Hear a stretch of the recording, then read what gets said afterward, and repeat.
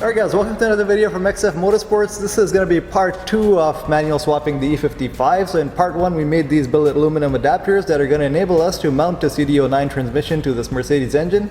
In this part it's time to drop the automatic transmission out of this car and actually mount the CDO9 transmission in the car. So we're going to be making new mounting points because they don't currently match up on the car and the transmission. Yeah, the transmission mounting point is going to be a little off, and the shifter location we might have to figure depending how that turns out. So we're going to be making billet parts for both those transmission mount and this one, and in addition to that, for these billet aluminum adapters, these are also on sale. We'll get to that later in the video, but first let's start off by starting work on this car, dropping the automatic transmission, and yeah, doing all the rest of it. So let's start off by getting underneath the E55 and showing you guys what it takes to remove one of these automatic transmissions from the car, which luckily is not too difficult. So the automatic transmission sits right here, and it sits, there's some covers that go over here, but the under trays are already removed from this car. So yeah, next what I need to do is I need to get to removing the exhaust, removing a few only one electrical connector that goes to the automatic transmission, the transmission cooler lines, the drive shaft, and a few other things, and then the transmission comes out. I'll cover all this in detail actually, because there's quite a few people interested in buying this adapter kit and knowing how to install it. So yeah, let's start off by removing a few things and dropping this automatic transmission so that we can make some space for that CDO9 manual transmission to go in. So for removing the transmission, I first started off by removing the exhaust. There's just a few flanges that connect the exhaust to the headers, and two more flanges at the back, and then the whole front section of the exhaust comes out. The oxygen sensors have plugs that are connected underneath the transmission. You can just unplug them from there, and then you don't even need to remove the oxygen sensors. They just fall out with the exhaust. Once the exhaust was out of the way, I started off by removing a few things that are connecting to the transmission, like the transmission shifter linkage. Then I drained the transmission fluid. I disconnected the transmission cooler lines going to the transmission cooler at the front. And then I disconnected this electrical plug that goes to the transmission. That's the only electrical plug going to the transmission. Other than that, there's only one grounding wire that is connecting to the transmission. That's only one bolt you have to remove, and that also comes off. After that, at the front, I also disconnected the transmission cooler lines going to the radiators so that I could pull out the transmission cooler lines entirely, since they're not going to be needed anymore.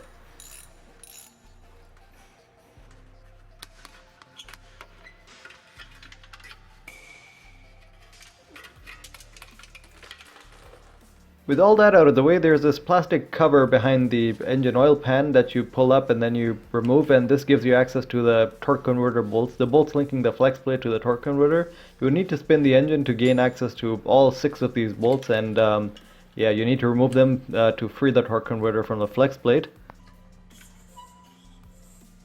After that, it was time to remove the drive shaft, but before removing the drive shaft, I like to remove the whole transmission mount first, because it just makes it a lot easier removing the drive shaft. It gives you much more access to the flex joint. So just support the transmission at this point, remove the transmission mount and the transmission mount bracket, and after that, yeah, you can turn the drive shaft by hand if the rear wheel is not on the ground, and you can move the transmission out of park just using the shifter linkage. So at this point, once all this stuff is removed, next it's time to remove the final transmission bell housing bolts that are bolting this transmission to the engine. Most of them are easily accessible, only the top 4 ones are going to be difficult to access. So for those top ones, just lower the transmission a little bit so that you can gain access to these ones from the top of the transmission, and then just use a really long extension with the ratchet, and then you will be able to reach the top ones pretty easily and remove those as well. Okay, drop it down. Yeah. I'm holding it here. Okay, slow. Okay, that's it. Yeah.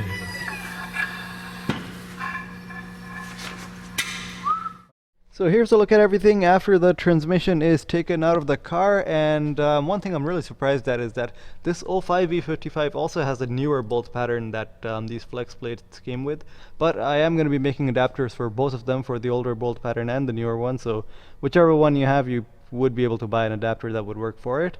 But yeah, next showing you guys the transmission, the automatic transmission that came out. It's this one. Be really careful while taking it out because it is a really heavy transmission. It's actually like deceivingly heavy for its size, because compared to the CD09 transmission, it looks like a tiny transmission, but it's actually like 20 kilograms or so heavier than the CD09s. So next what I need to do is that, well, I need to remove all this shifter thing from the transmission, because the shifter location in the 350Z is quite a way far back from where the shifter needs to be in this car. So what I need to do is that, yeah, I need to remove it. I need to put the transmission adapter and the flywheel adapter and the clutch and everything on, and I need to basically do a test run, put this transmission on and see where the shifter actually lines up on the car, and also where the transmission mount lines up. So after that, I just bolted the transmission in the car quickly just to make sure how well it would fit or not fit, but I realized that I would have to remove the automatic transmission shifter and the soundproofing first. So next I got into the interior and started pulling some of that apart. So, well, disassembling the interior, I have already started disassembling it a little bit, but just to show you guys, you pull this trim up, it goes up like that, then you pull the backside out and then the whole thing comes off. A few electrical connectors underneath that you need to disconnect, and after that there's a little bit of a plastic piece underneath this gear shifter that you have to twist and then pull it out. You have to twist this plastic piece. It's hard to do by one hand. I'll just do it by two hands, but I'll just show you guys everything that you have to do afterwards. After that's done, there's a little Allen Torx bolt over here that you have to take out, and then these two side panels. Well, this one is a little different than my E55, so it might be a little different because it's a different trim, but basically, yeah, there's a few Allen screws that you need to remove. From underneath, there's just one piece of like soundproofing that is going over the transmission tunnel. That needs to be removed, and then hopefully I'll be able to modify the transmission tunnel just a bit, and also make space for a manual shifter to go over here and disconnect this whole automatic shifter. So after a few attempts, we have finally been able to put the Nissan transmission in the Mercedes E55, and the trick to getting this in was, well, first I had to get rid of all the crappy soundproofing that was in the transmission tunnel, because that takes up an awful lot of space, and this sensor was like touching that soundproofing and stuff. It was basically making it difficult to fit inside. And also I had to hammer a little bit of this transmission tunnel up from here.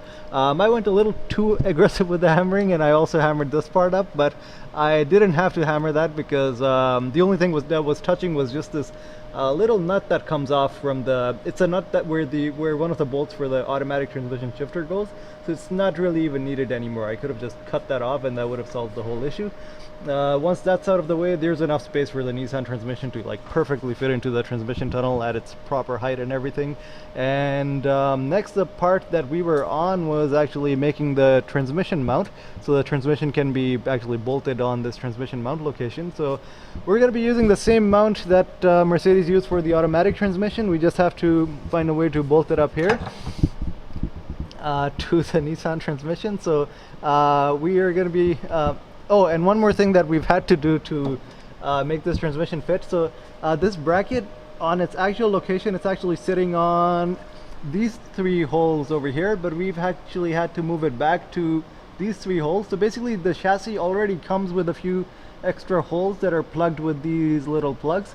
When you remove these plugs, you will see a hole like this underneath. So basically what this hole is, it's another bolting point. And these bolts are actually self-tapping bolts. So when you, even from the factory, when these cars come, they don't have threads in them. When you put the bolt in for the first time, that's what actually makes the threads. So all you have to do to change the mounting location is just, yeah, take this out, one of these plastic plugs out, put that bolt in, just torque it in, and that's going to form the new threads, and that's your new mounting location for this bracket. So for making the Mercedes transmission mount fit to the Nissan transmission, we've come up with this little bracket, and Karen's actually doing some of the work on it, and she's going to explain how it's going to work. So we have these 4 holes. These 2 are going to attach to the Nissan transmission, and these 2 will attach to the Mercedes transmission mount. And next we got to go to the CNC machine and actually cut this and hope that everything actually bolts up then.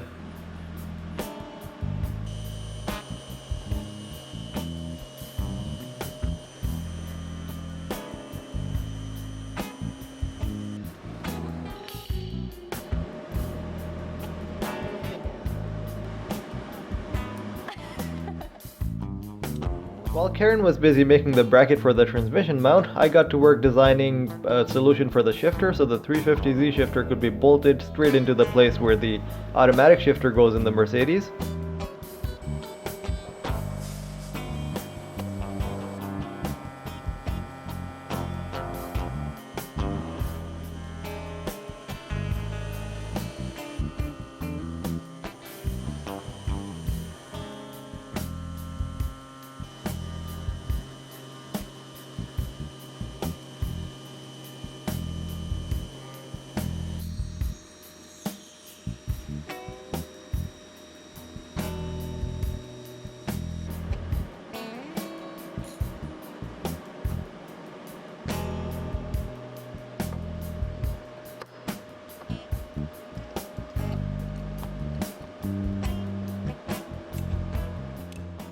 Here's a look at the part after it is done, and basically, yeah, this top part is an exact copy of the 350Z top part, so this shifter can now go into this one exactly the same way that it mounts on the 350Z. It's a little difficult to put in by one hand though, and after that there's this plate that goes on top and it gets bolted there. There's also that spring that goes underneath that actually pushes this whole thing up, and this little thing is your reverse lock that doesn't allow you to go into reverse until you push the shifter down and then move it that way. But yeah, that means that I'm going to be able to use the 350Z shifter and bolt it in the exact same location that this E55 automatic shifter was bolted in. I've left a little bit of adjustability in here so that I can still adjust the final position, get it exactly right, and then these two additional holes will need to be drilled into the transmission tunnel. And once I drill these ones and add bolting points here too, then nothing's going to be able to move. It's going to be that set position.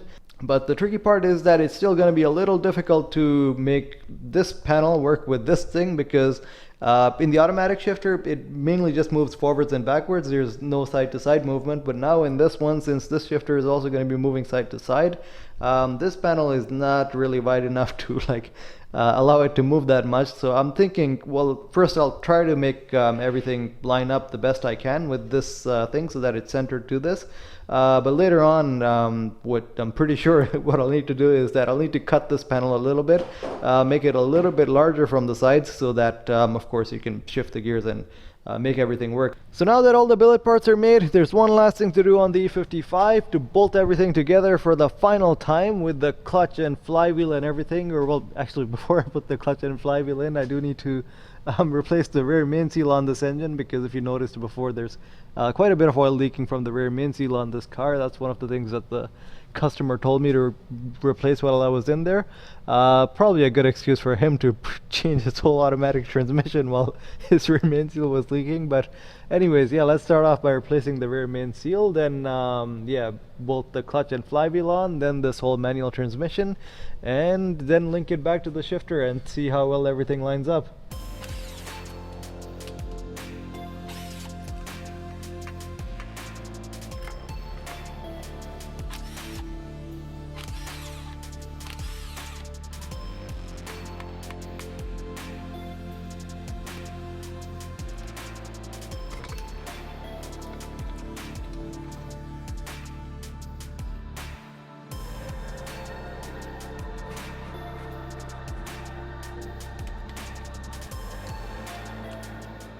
So once the rear main seal was replaced, I got to adding all the bolts for this Mercedes side of the transmission adapter. So all the bolts that get used for this one are the same ones that the automatic transmission uses to get bolted to the engine. So yeah, just put the same bolts back in and torque them to 30 foot-pounds.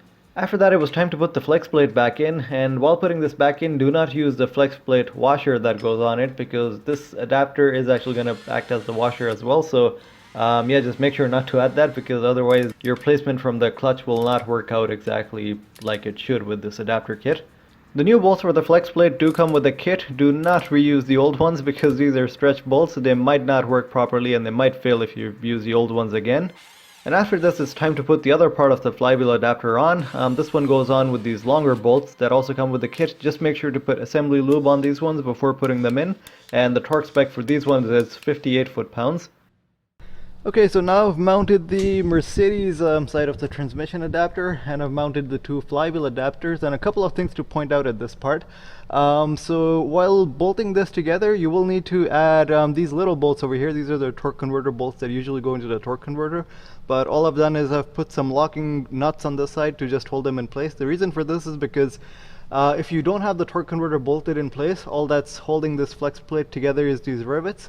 And these rivets are actually not strong enough. That's something I found out in my own car when I put this one together. I didn't put any nuts on this thing, and what happened was on Laguna Seca, one of the track days, these whole rivets started rattling loose, and this whole plate was basically rattling inside this whole thing. And the crank position sensor actually reads off the teeth that are behind. There's a ring over here that the crank position sensor reads off to know the crank position, and if this thing starts rattling around, then of course that doesn't get the proper value, and the car basically started not running properly because of that. If this plate broke off completely, I would have been in a lot more trouble, but luckily it didn't break off, and I was able to reach in over here and add these bolts later on. So lucky enough, I didn't get into too much trouble, but just remember to add these three torque converter bolts back in there with these nuts. I believe the size is M8 by 1, and you can torque them to 20 Newton meters, and it wouldn't give any trouble after that. After that, it was time to put the 350Z flywheel on, and the beauty of this kit is that at this point, any clutch that works with the 350Z is going to be able to bolt to this engine. So it could be a multi-disc clutch, could be a racing clutch with a lightweight flywheel, basically anything made for the 350Z would bolt right onto this one. And there are a whole lot of clutch options available for the 350Z, and that was my main reason of making this adapter kit this way. For these bolts, also use assembly lube on them and torque them to 68 foot-pounds. It's a little higher than the other ones installed before this, but follow these torque specs exactly, otherwise it can give you trouble. Once the flywheel is installed, just spray it with brake clean and clean everything really well. Clean all the assembly lube off because you don't want it creeping onto the clutch. And after that, it's time to add the clutch and the pressure plate.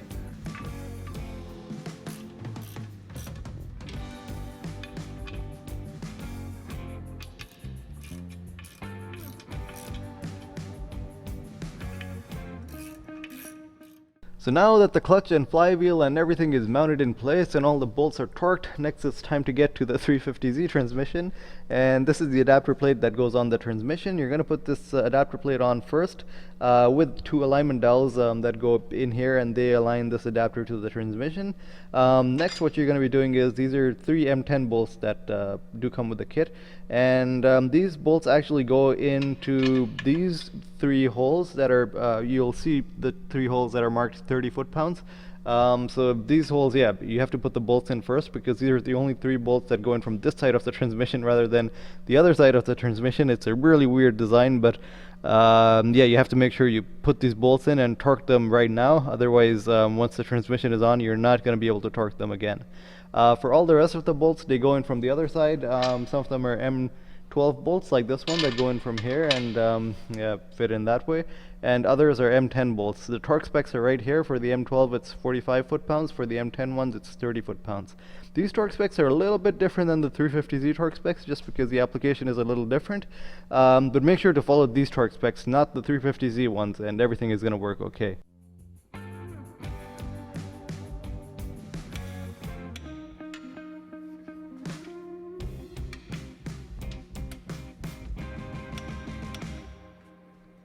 The only tip for lining up the transmission to the engine is that just jack the front of the engine up all the way so that the back side of the engine is pointing downwards, and that will make it really easy for you to just line the engine and the transmission and push them into each other. Oh yeah, there you go. Perfect. Nice. Yeah? Yep. Okay. Okay. Okay. Oh. Going in? Yeah, it did go in. Hold on. Yeah, okay, I got it. Almost on the pin. Push. Okay. Perfect. On the pins? Yeah. Perfect.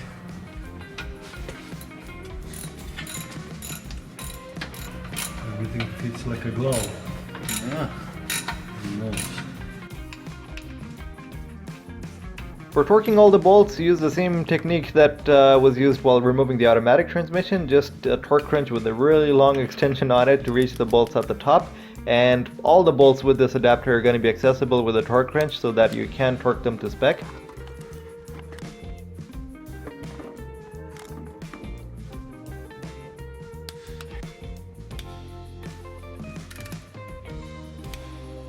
After all the bolts were torqued, it was finally time to raise the manual transmission up to its proper location and add the transmission mount. Now that's the only part where it didn't make it a full bolt-on for the transmission mount, because it was easy enough just to take some metal and weld it to this existing bracket to weld the transmission mount in place. It's an easy enough solution, that's why I'm not planning to make a bolt-on kit for it, but if people really want a bolt-on kit, then I can also make a bolt-on kit for that one, but yeah, really with a little bit of fabrication work, it's a really easy thing to line up and mount. Here's a look at the transmission after it's installed in place, and yeah, everything is looking amazing. Almost looks like this transmission was meant for this transmission tunnel. Clears everywhere. Yeah, it's a perfect fit. This back part, the transmission mount, that's the only part we welded and did a bit of modification on. Because I could have made aluminum parts for that, but it's a really difficult thing to do for a really simple thing. That's why, yeah, we just ended up welding these two brackets over here. I'm just gonna paint over this right now so it doesn't get rusted, but other than that, yeah, that's it. There is one more little bit of fabrication that I need to do. That is for this linkage, because the linkage actually ends up back here right now, but it needs to connect to the shifter that is over here. So you can see there's quite a big difference there. So what I need to do is that I need to cut this rod off. I need to bring it closer, and then I need to bolt this thing onto the shifter, position the shifter in its center position, and position the transmission in its neutral position, and then weld these two together. It's a fairly not too difficult thing to do at this point, actually, since everything is already in place. And then, yeah, that should be the final position of the shifter, and everything should be good to go. So after that, I cut the shifter linkage off using a reciprocating saw and shortened it and welded it together. But in hindsight, this would have been a lot easier to do when the transmission was still out of the car, but I didn't know what length to cut it at. But now that I know the number, I can give it to you guys. It's a 15 millimeters. So yeah, just make this rod 15 millimeters long and just weld it together, and everything should line up and work okay after that. So here's how the shifter looks after the welding. I did a bit of a crappy job underneath, so I ended up adding some extra welds on the side, but this is for sure gonna hold, because even from the factory, this shaft is only welded on the sides. There's a few welds on the sides and nothing else, because it's just a shaft for shifting gears. It's not a drive axle or something, so it doesn't need to be welded that well. But anyways, now showing you guys the coolest part of it all. Let's go upstairs to, well, inside the car and show you guys the shifter and everything. So look at this. This is a Mercedes E55, finally with a manual transmission where you can actually shift gears. And look at how well all the gears just snap into place like a CD09 does. Holy crap, this feels amazing, by the way. Also, when you weld this shaft for the first time, you might also need to adjust your reverse gear location. Well, that's something that you almost have to do every time you take off the shifter and put it back in, because this plate has a little bit of adjustability when you put these three bolts in. And basically, yeah, the easiest way to do it is just put it in 5th gear and loosen these 3 bolts. Move this plate all the way over to the side so it's touching this pin. This pin is basically the thing that prevents the shifter from going all the way to the side and going in reverse. So when you push it down, you can see that it goes all the way to the side. There's nothing stopping it. So that's how the shifter, that's how it goes into reverse. And but when it's not pushed down, you want to make sure that it doesn't go into reverse and it goes into 5th and 6th like this. So yeah, just make sure to adjust that every time you take it off and put it back in. Other than that, yeah, there's just 2 holes left to drill over here so that this whole thing is more securely mounted on the transmission tunnel. But of course, even without it, it seems super solid right now. But I will add these anyways, because yeah, they do need to be added. So yeah, that's gonna be everything for now. This is super cool. And other than that, Karen had a bit of stuff to show you guys on how to order these transmission adapters. This piece is also going to be on sale really soon, the shifter. This is a really cool addition. I really like how this has turned out and how good everything feels. Okay, so once you're on the website, it's pretty self-explanatory. You're going to go to shop, and then you're going to click on the correct year. So this one's 1996 to 2005, and this one's 2005 to 2006. Okay, so I'm just going to pick this one. Right now it's listed as back ordered, but you can still purchase it, and it'll go kind of on a first come first served type of basis. So add to cart, and now you're going to fill in your customer details. Once you get to the shipping page, I know that it says free shipping. We're having a little trouble with the shipping details. So what's going to happen is you're going to be sent an email after you complete the order, kind of giving you instructions, because obviously shipping costs will vary depending on where you're located, and that will be figured out via email afterwards. Once we figure out a better system, it'll be on the website, but for now, you'll get notified through email. Now you'll get to the final page. It'll tell you that your email is being processed. This is your order number, and you should get an email within a couple of minutes. So last bit of information is that it approximately takes us 3 to 4 business days to actually manufacture the part. So just expect that when you're thinking about your timeline in terms of when you're receiving your parts. Also remember that shipping is based off of location, so it'll vary. So that is going to be everything for the E55 for this video. In the next one, we are going to be making a billet aluminum clutch pedal for this car, the drive shaft, and yeah, basically finishing up on all the things that are still left to do on the car. And I'm really hoping that in the next video we get to the point where we get to take this car out for a bit of a test drive, because I'm getting super excited. I cannot even wait to see how this all turns out, and yeah, really just get inside the car and drive a manual E55. So yeah, let's hope that everything goes well, and in the next video we get to do that. Other than that, yeah, that's everything for now. Thanks for watching. I will see you guys in the next one.